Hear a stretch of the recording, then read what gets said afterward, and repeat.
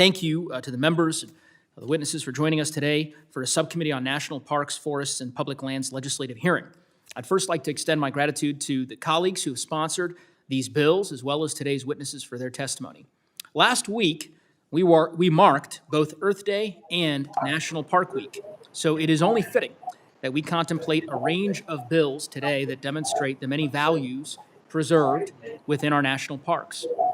Sounds as though someone online might need to mute their microphone, if they could. Just a moment. All right, thank you. National parks protect the crown jewels of the cultural and natural world, our most pristine wilderness, our most iconic landscapes, and our most cherished and revered stories. All of this is made possible by the hard work and ingenuity of the National Park Service.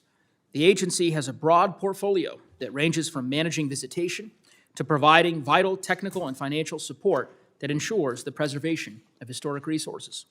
But with this broad portfolio comes related challenges. Americans love their parks, indicated by rising visitation and popularity over the last several years, but this increased interest has brought overcrowding, site maintenance issues, and other management challenges to the forefront. And that's why we're committed to providing the National Park Service with the resources necessary to manage these special places. The fiscal year 22 Omnibus Appropriations Law that Congress passed earlier this year provided the agency with a nearly 5% increase in overall funding.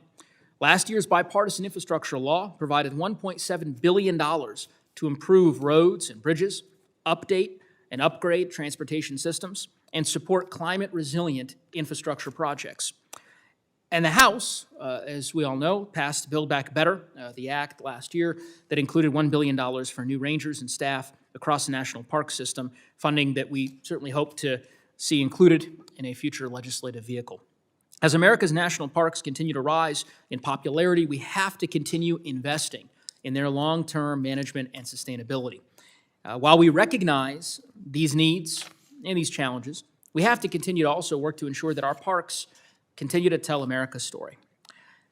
Just this week, we sent a bill to expand the Brown v. Board National Historical Park to President Biden's desk for his signature. I'm grateful to many of my colleagues on both sides of the aisle who supported that effort.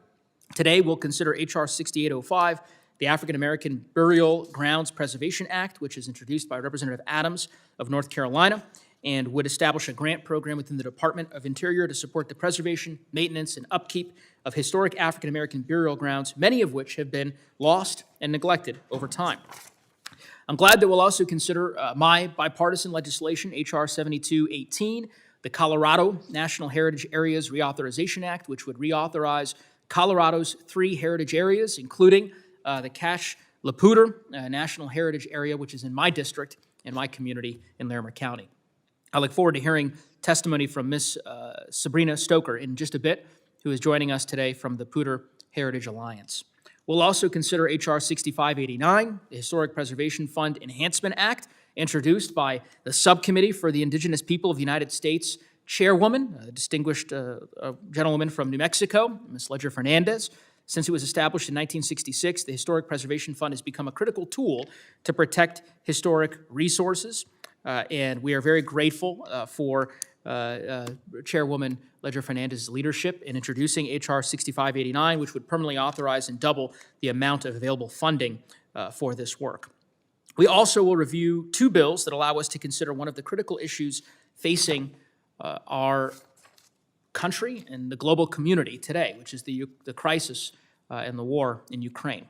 H.R. 7075, the Ukrainian Independence Park Act, introduced by Representative Sparts of Indiana, a Republican member, would designate a parcel of federal land in Washington, D.C. as the Ukrainian Independence Park. Representative Sparts was born in what is now Ukraine and is the first Ukrainian-born woman to ever serve in the United States Congress. I want to thank her for her work on this important issue, and I'd express my sincerest support for the people of Ukraine. I know my colleagues would join me in that as well. The symbol of solidarity does not ease the horrors being inflicted right now on Ukraine by Putin's barbaric war, but it is nonetheless an important gesture that speaks to the power of parks.